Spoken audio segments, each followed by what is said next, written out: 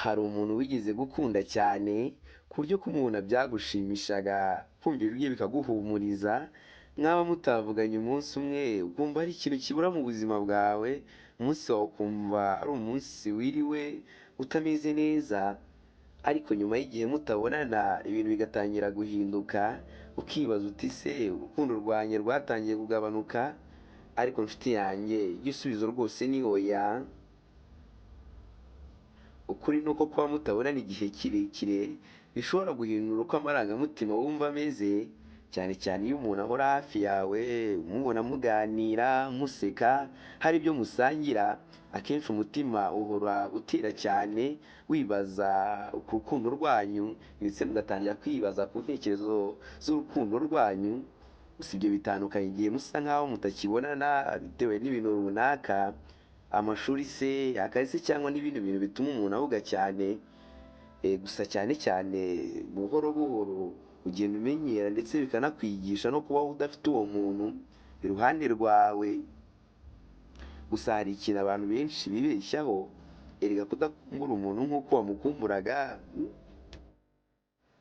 ntabwo bivuga ko nta rukundo ukigera muri wowe, cyangwa se ntabwo ukimukunda nk'uko wamukundaga mbere.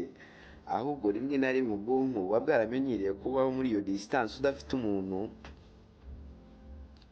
Akenshi birakubabaza, bwa mbere bikakugora cyane kubera ko mwaburisha, aho bishobotse mugahura kenshi, ariko nanone gusa uko iminsi ishira utangira kubimenyera, ndetse ukumva ari nk'ibintu bisanzwe mu buzima bwawe.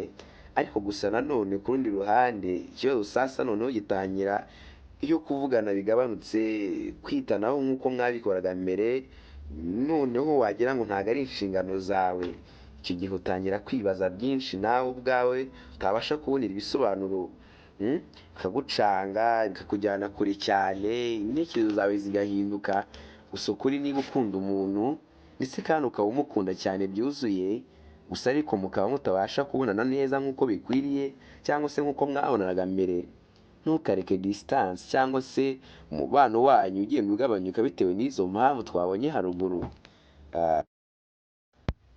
Wituma izo mpamvu ziba urupfu rw'umubano wanyu, ahubwo ukwiriye kumuvugisha, ukumva uko yiyumva, ukumva icyo atekereza, ukamwitaho nk'uko bikwiriye.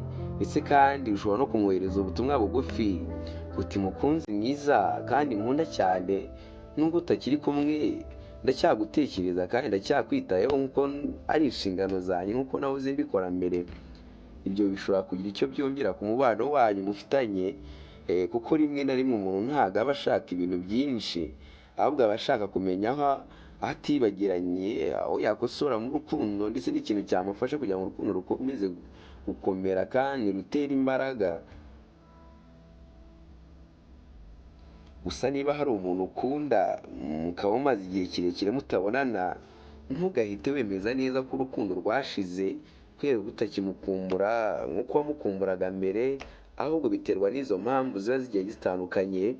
Rero ukwiriye kwibaza ibintu bigiye bitandukanye, kuko niba ukunda umuntu kandi utamuryarya, ukwiriye kwibaza uti ese mu bihe bigoye umukunzi wanjye ndacyifuza kumuba hafi? Ese iyo ntekereje ejo hazaza hanjye ndacyamubonamo?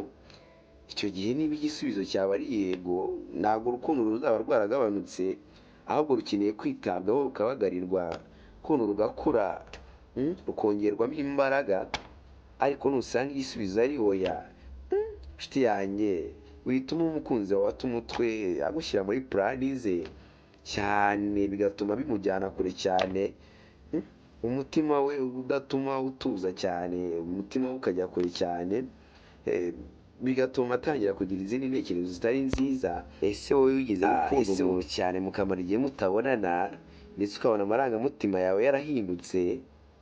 Andika igitekerezo cyawe muri comments, kandi utubwire n'ikindi twazavugaho ubutaha niba warakunze ikiganiro cyacu. Njye ndi Chris Van, tuzasubira ubutaha mu bindi biganiro byubaka ubuzima.